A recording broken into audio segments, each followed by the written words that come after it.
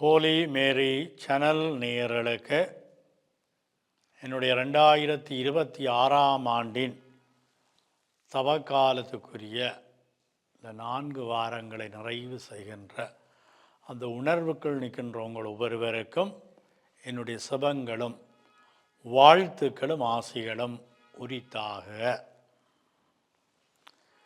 இன்றைய நாளிலே எங்களுக்கு நாங்கள் ஒரு நல்ல கத்தோலிக்க கிறிஸ்தவ வாழ்வை வாழ்வதற்கு எவ்வாறு இறைவன் தம்முடைய இருத்தலை பிரசன்னத்தை மனுக்குலத்துக்கு வெளிப்படுத்தினாரோ அந்த வெளிப்படுத்தலிலே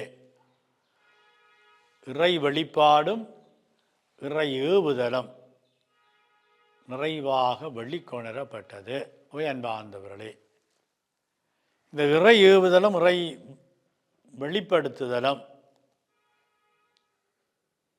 எங்களுக்கு இறைவனுடைய வார்த்தைகளாக தரப்பட்டிருக்கின்றன, பாரம்பரியமாக தரப்பட்டிருக்கின்றன. இந்த இறைவனுடைய வார்த்தைகள் திருச்சட்டமாக எங்கள் வாழ்க்கையிலே கடைபிடிக்கப்பட, இறை வாக்குகளாக எங்கள் வாழ்க்கையிலே ஏற்றுக்கொள்ளப்பட அறிவுறுத்தப்பட்டிருக்கின்றோம், அழைக்கப்பட்டிருக்கின்றோம். ஆகவே இயேசு இந்த உலகத்துக்கு ஒரு வரலாற்றுக்குட்பட்டவராக தன்னுடைய வாழ்வை பொது பணிக்காக உட்படுத்தி பொது பணியில் இறங்கிய பொழுது இயேசுவனுடைய போதனைகளை, அந்த புதிய வாழ்க்கை முறையை அல்லது இறைவனுடைய வார்த்தைகளை அவர் வெளிக்கொணர்ந்த விதத்தை பார்த்து அவரோடு அன்று அந்த சமகாலத்திலே வாழ்ந்த பரிசேயர்கள், சதுசேயர்கள், சட்ட வல்லுநர்கள், மறைநூல் அறிஞர்கள், தலைமை குருக்கள், மூப்பர்கள் எண்ணிய விடயங்கள் என்னவென்று சொன்னால், இவர் திருச்சட்டத்தை இல்லாமல் ஆக்க வந்திருக்கிறார், அல்லது இவர் இறைவாக்குகளுக்கு முக்கியத்துவம் கொடுக்கிறார். இல்லை, உங்கள் முன்னோர்களுக்கு அப்படி சொல்லப்பட்டது, முன்னோர்களுக்கு இப்படியான கட்டளைகள் கொடுக்கப்பட்டது. ஆனால் நான் சொல்லுகிறேன், இப்போ நீங்கள் இப்படி இருக்க வேணும், இல்லை இப்படி வாழ வேணுமென்று. அதை அழிச்சொடுக்கிறதுக்கு இல்லாமல் ஆக்கிறதுக்கு வரையில் அவற்றை விட அவற்றுக்கு மேலாக நாங்கள் நன்மையானதை சிறப்பானதாக செய்ய இயேசு வழிகோலினார், அழைப்பு விடுத்தார், எங்களை இன்று வர அறிவுறுத்தி கொண்டே இருக்கின்றார். என்பார்ந்தவர்கள் இன்றைய நாளுக்குரிய சிந்தனைக்காக தரப்படுகின்ற இறை வார்த்தை பகுதி மத்தேயு நற்செய்தியின் 5ஆம் அதிகாரத்தின் 17ஆம் வசனங்களிலிருந்து 20ஆம் வசனங்கள் வரையுள்ள பகுதியாகும். ஆண்டவர் உங்களோடு இருப்பாராக, மான்மாவோடும் இருப்பாராக. தூய மத்தேயு எழுதிய பரிசுத்த நற்செய்தியிலிருந்து வாசகம். இறைவா உமக்கு மகிமை. திருச்சட்டத்தையோ இறைவாக்குகளையோ நான் அழிக்க வந்தேன் என நீங்கள் எண்ண வேண்டாம். அவற்றை அழிப்பதற்கல்ல, நிறைவேற்றுவதற்கே வந்தேன். விண்ணும் மண்ணும் ஒளிந்து போகுமுன் திருச்சட்டம் யாவும் நிறைவேறும். அதன் ஒரு சிற்றெழுத்தோ ஒரு புள்ளியோ ஒழியாது என உறுதியாக உங்களுக்கு சொல்கின்றேன். எனவே இக்கட்டளைகளில் மிக சிறியது ஒன்றையேனும் மீறி அவ்வாறே மக்களுக்கும் கற்பிக்கிறவர் விண்ணரசில் மிகச் சிறியவர் என கருதப்படுவார். விண்ணரசிலே இவை அனைத்தையும் கடைபிடித்து கற்பிக்கிறவரோ பெரியவர் என கருதப்படுவார். மறைநூல் அறிஞர், பரிசேயர் ஆகியோரின் நெறியை விட உங்கள் நெறி சிறந்திருக்கட்டும். இல்லையெனில் நீங்கள் விண்ணரசிற்குள் புக முடியாது என உங்களுக்கு சொல்கின்றேன். இது நம்ம ஆண்டவர் இயேசு கிறிஸ்துவின் நற்செய்தி. கிறிஸ்துவே உமக்கு புகழ். ஆண்டவர்களே, இன்றைய நாளிலே இயேசு வடிவாக வாழ்வின் யதார்த்தத்தை ஒரு கத்தோலிக்க கிறிஸ்தவ நெறிமுறைக்குரியதாக்க எங்களுக்கு அணுகுமுறையை சொல்லித்தார அதற்குரிய அந்த வழியை சமைக்க பாடம் போட்டுன்றார். என்ன சொல்கிறாருன்னு சொன்னால், அவருடைய அந்த வரலாற்றுக்குட்பட்டவராக இந்த உலகத்திலே வாழ்ந்த பொழுது சமகாலத்தவர்களாக இருந்த அந்த பரிசேயரும் மறைநூல் அறிஞரும் சட்ட வல்லுநர்களும்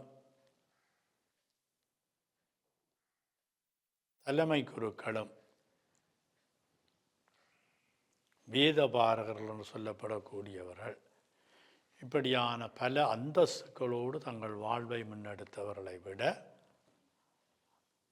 அல்லது அவர்கள் இயேசுவை பற்றி பிள்ளையான ஒரு அனுமானத்துக்கு வந்த அந்த நிலைகளை விட இயேசு சொல்கிறார், நான் இந்த திருச்சட்டத்தையோ இறைவாக்களையோ இல்லாமல் செய்ய வரையில் இருக்கிறத இன்னும் மேன்மைப்படுத்துகின்ற நிலையில் ஒரு புதுப்பிக்கப்பட்ட ஒரு திருந்திய ஒரு நல்ல வாழ்வுக்குள் நாங்கள் வளர இறை தந்தையினாலே எங்களுடைய மூதாதையர்கள் ஊடாக காலத்திற்கு காலம் வெவ்வேறு தலைமுறையினர் சந்ததியினர் பரம்பரையினர் ஊடாக வெளிப்படுத்தப்பட்ட அந்த ஒவ்வொரு திருச்சட்டமோ இறைவாக்கோ இயேசு வடிவாக சொல்லுவார், ஒரு சிற்றெழுத்தோ அல்லது ஒரு புள்ளிதானம் அதற்குரிய பலனை கொடுக்காமல் அழிய போவதில்லை. இந்த விண்ணும் மண்ணும் ஒளிந்து போகும் முன் இந்த திருச்சட்டம் யாவும் நிறைவேறும். அது மட்டுமில்லாமல் அதை போதிக்கிறாக்களை பற்றி, அதை கடைப்பிடித்து வாழுறாக்களை பற்றி, அந்த வாழ்க்கையை சாட்சியப்படுத்துகிறாக்களை பற்றி, அல்லது அந்த வாழ்க்கையை நிறைவாக இறைவன்ற வார்த்தைகளை இறை அனுபவத்தை அல்லது இறைவன் வெளிப்படுத்தினதை இறைவன் தூண்டினதை ஏவினதை தங்கள் வாழ்வாக்கி மற்றவர்களுக்கு அதை எடுத்து சொல்ல விரும்பினவர்கள் மட்டும் இயேசு சொல்லுவார், இந்த கட்டளைகளில் மிக சிறியது ஒன்றையேனும் மீறி அதை பிழையாக அந்த மீறியோ தவறியோ அவ்வாறே மக்களுக்கு கற்பிக்கிறவர்கள் விண்ணரசில் சிறியவர் என கருதப்படுவார். அவங்களுக்கு மோட்சம் இருக்குமா, நான் அங்கே பெரியவரா சிறியவரா என்றதை சொல்லுவார் தெளிவுபடுத்தி. அவர்கள் அதில் ஒன்று ரெண்டு தச்சலாக விட்டாலோ மீறினாலும் அது தொடர்ச்சியாக போதித்து கொண்டிருக்கிறார்கள். அவர்களுக்குரிய கைமாறு சம்பாவனை அந்த விண்ணரசில் அவர்களுக்குரிய அந்த வீதாசாரத்தில் கொடுக்கப்படும். இன்னும் மோட்சத்தில் பெரியவர் சின்னவர் அல்லது பெண் கொடுக்கிறது எடுக்கிறதுன்றதை விட அல்லது இன்னாற்ற உறவு நட்புகள் சொந்தங்கள் என்றதெல்லாம் விண்ணரசுகளில் இருக்க போவதில்லை. ஆனால் அந்த கைமாறுக்குரிய சம்பாவனை இருக்கு. விதைக்கிறவன்ற உவமையில் சொல்லுவார், 30, 60, 90 எத்தனை வீதாசாரத்தில் நாங்கள் பலன் கொடுத்தோமோ அதுதான். அவை எங்களுக்கு வடிவாக சொல்லுகின்றார், விண்ணரசில் மிக சிறியவர் என கருதப்படுகிறார் யார்? இந்த கட்டளைகளில் மிக சிறியது ஒன்று ஏனும் மீறுகிறவர். ஆனால் இவை அனைத்தையும் கடைப்பிடித்து கற்பிக்கிறவர்.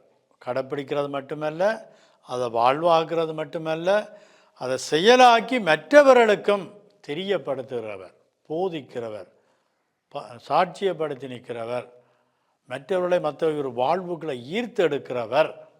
அவர்களுக்குரிய அந்த கைமாறு சம்பாவையினுடைய அந்த வீதாசாரம் மேன்மையானது, உயர்வானது, நிறைவானது. நாங்கள் இதை செய்ய போகிறோம். இறை வார்த்தை என்றால் இதென்று எங்களுக்கு தெரியும், இந்த வேதாமத்தை பற்றி எங்களுக்கு தெரியும். அதை கடைப்பிடிக்க வேண்டிய அந்த விடயத்தை பற்றி எங்களுக்கு தெரியும். அதை நாங்கள் அதை அறிந்து தெரிந்திருக்கிறோம். பரிச்சயமாக அடிக்கடி வாசிக்க எங்களுக்கு வருடத்தில் 52 தடவை ஆக குறைந்தது இந்த 3 வாசகங்கள், இந்த இறைவார்த்தையிலிருந்து 52 தடவை 3 வாசகங்களும் தரப்படுகிறது. ஏறக்குறைய 156 வாசக பகுதிகள் எங்களுக்கு தரப்படுகிறது ஒரு வருடத்துக்குள்ள. எங்களோட வாழ்க்கையில் நாங்கள் ஞாயிற்றுக்கிழமை பூசைக்கு மட்டுமல்ல, கடந்த நாட்களுக்கு போனால் இந்த 156 அல்லது அதை விட மேலான வாசக பகுதிகளுக்கு நாங்கள் போகலாம். திருப்பாடல்கள் எங்களுக்கு நிறைவாக தரப்படுகிற அதே சமகாலங்களில் அதே நாட்களில் எங்களோட வாழ்க்கையில் இவற்றை நாங்கள் கடைப்பிடிக்கிறது சரி, அதை சிலோட செயலாக்க தவறுறது. ஆனாலும் நாங்கள் நம்பி கடைப்பிடிச்சு கொண்டு அதை செயலாக்கி பெருசாக இதண்டாட்டிக்கும் நாங்கள் விண்ணரசுக்களை பெறக்கூடிய வீதாசாரம் இல்லை. இன்னும் ஒரு மேலான நிலையில் நாங்கள் அவற்றை கடைப்பிடிக்கிறது மட்டுமில்லை, அறிஞ்சு தெரிஞ்சு கடைப்பிடித்து வாழ்வாக்கி செயலாக்கி அதை மற்றவர்களுக்கும் நாங்கள் தெரியப்படுத்தி போதித்து நிற்கிற பொழுது எங்களோட வாழ்க்கை எப்படி இருக்கணும் என்று சொல்லுவார். என்னென்று சொல்லுவார்? இயேசு இந்த உலகத்தில் வாழ்ந்த பொழுது அவருடைய அந்த சமகாலத்தில் இருந்திருக்கக்கூடிய அந்த மறைநூல் அறிஞர் பரிசேயருடைய நெறிமுறையை விட உங்கள் நெறிமுறை இப்போ இந்த 2000 ஆண்டுகளை கடந்த பிறகு எங்களுக்கு அதிகமாக கொடுக்கப்பட்டிருக்கிறது. அவை அதிகமாக எதிர்பார்க்கப்படும். அவை அவர்களுடைய அந்த நெறிமுறையை விட எங்களுடைய நெறிமுறை சிறந்திருக்கட்டும். இல்லையெனில் நாங்கள் மோட்சத்துக்கு போகலாம், எங்களுக்குரிய கைமாறு கிடைக்காது. எங்கள் எல்லாருக்கும் விருப்பம் நான் மோட்சத்துக்கு போகணும். என்னடா நான் வேதக்காரன், கத்தோலிக்கன், பரமருத்துவத்தில் திருமுழுக்கு பெற்ற நான் திருவருட்சாதனங்களை உரிய வாழ்க்கை பருவங்களில் பெற்ற நான் ஒரு நல்ல கிறிஸ்தவனாக வாழ விரும்புகிறேன். ஆக குறைந்தது என்ன பொறுத்தவரையாவது நான் நல்லவன் என்று அடித்து சொல்லக்கூடிய அளவுக்கு என்னுடைய வாழ்வை மேன்மைப்படுத்த விரும்புகிறேன். நானும் இறைவார்த்தை வாசிக்கிறேன். நான் அறிமுகப்படுத்தப்பட்டிருக்கிற இறைவார்த்தைக்கு அறிமுகமானவன், பரிச்சயமானவன், கடைப்பிடிக்கிறேன். சரி, அங்கேயும் சென்று 1-2 சிறிய அளவில் மீறினாலும் நான் விண்ணரசுக்களை எந்த நிலையில் இருப்பேன் என்றது சொல்லப்படுது. இல்லை, அதை விட இன்னும் ஒரு மேன்மையான நல்ல நிலை ஒன்று இருக்குது. நாங்கள் இதை வாசிக்கிறது மட்டுமல்ல, பரிச்சயமாகிறது மட்டுமல்ல, அறிமுகப்படுத்தப்படுறது மட்டுமல்ல, அதனிடம் மேலாக அதை எங்கள் வாழ்வாக்கி செயலாக்கி மற்றவர்களுக்கு தெரியப்படுத்தி சாட்சியப்படுத்தி அவர்களையும் இந்த நெறிமுறைகளை ஈர்க்கின்ற ஒரு நெறியை நான் கொண்டிருப்பேன் என்று சொன்னால் அந்த பரிசேயர் தலைமை குருக்களை விட, மறைநூல் அறிஞரை விட நாங்கள் மேலானவர்கள் என்ற செய்தி எங்களுக்கு தரப்படுகிறது. நாங்களும் மோட்சத்துக்குள்ள போகலாம் என்ற அந்த நம்பிக்கையும் உறுதிப்பாடும் தரப்படுகிறது.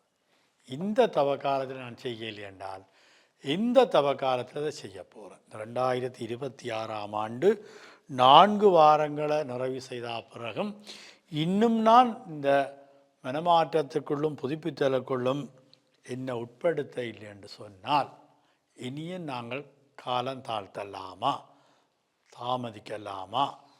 இந்த தவக்காலத்தில் 1ஆம் நாளில் இதுவே தகுந்த காலம்.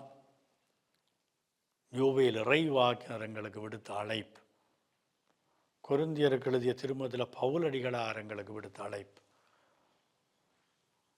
இன்றைய நாளில் கிட்டத்தட்ட இந்த இறை வார்த்தைகள், திருச்சட்டங்கள் எங்களோட வாழ்க்கையில் நாங்கள் வாழ்வின் மேன்மையடைய மோட்சத்துக்குள்ள போக இயேசு விடுக்கின்ற அழைப்புக்கு நானும் தகுதியுள்ளவனாகிட இன்றைய நாளை பயன்படுத்துவோம்.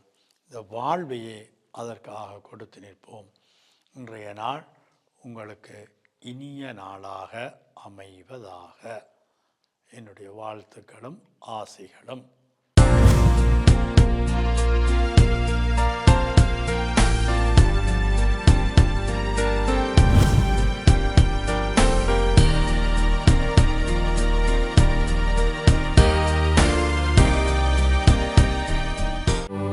யாடியா T5L மகிழ்ச்சி நிறைந்த நீண்ட பயணத்திற்கு.